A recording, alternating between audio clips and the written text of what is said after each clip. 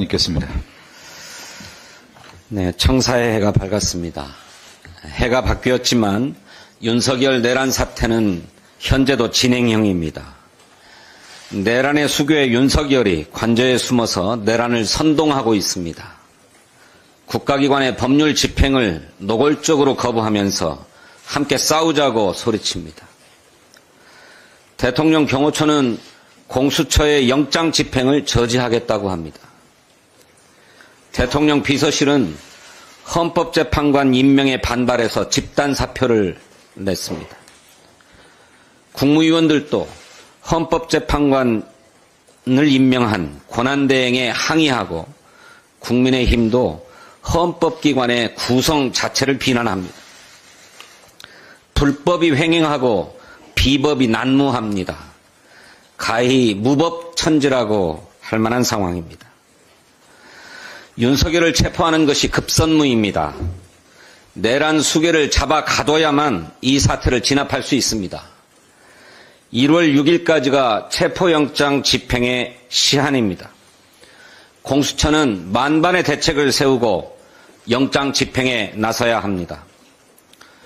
최상목 권한대행은 모든 국가기관에 영장 집행을 적극 협력하고 지원하도록 명령해야 합니다.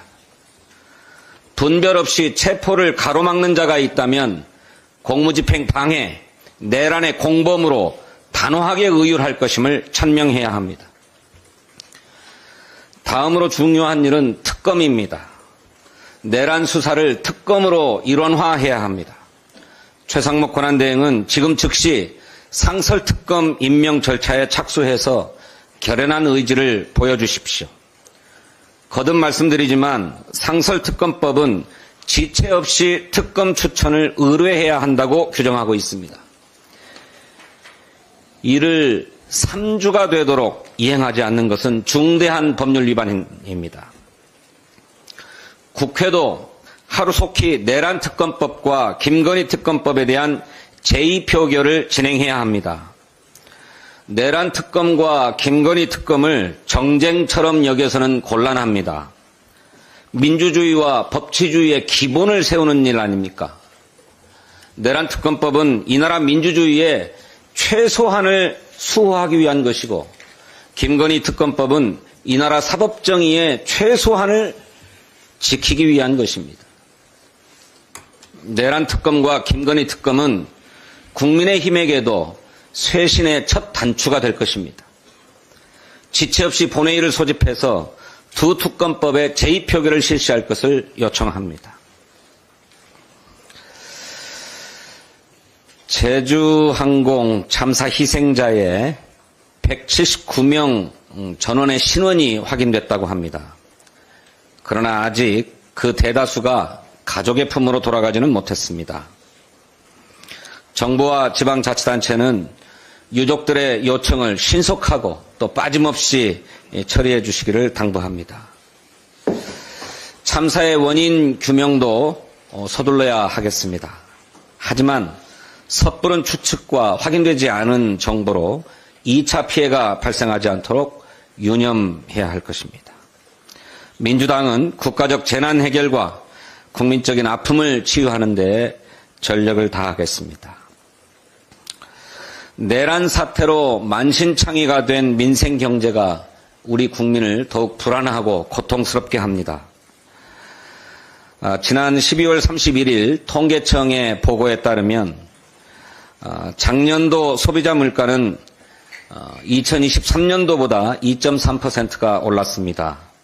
과일과 채소 같은 신선식품은 지난 한 해 동안 무려 9.8%가 뛰었습니다.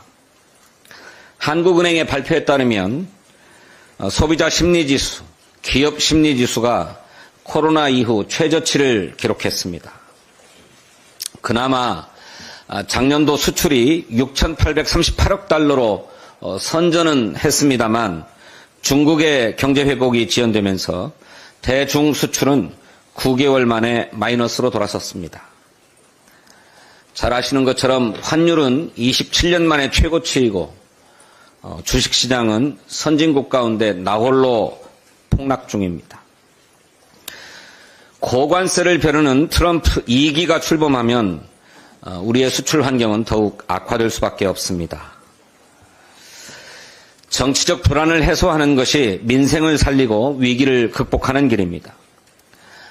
지난 31일 국회의장이 주재한 양당의 당대표 회동에서 국정협의체 구성을 합의했습니다. 신속한 실무협의를 거쳐서 외교 안보의 안정과 민생경제 회복에 조속히 나서겠습니다. 이번에야말로 내란 동조와 옹호로 협의체 구성을 방해하는 일이 없기를 바랍니다. 민주당은 우리 국민이 일상을 되찾고 대한민국 경제가 다시 일어설 수 있도록 최선을 다하겠습니다. 감사합니다. 네, 다음은 한병도 내란국조 특위 간사의 발언이 있겠습니다. 예, 특별히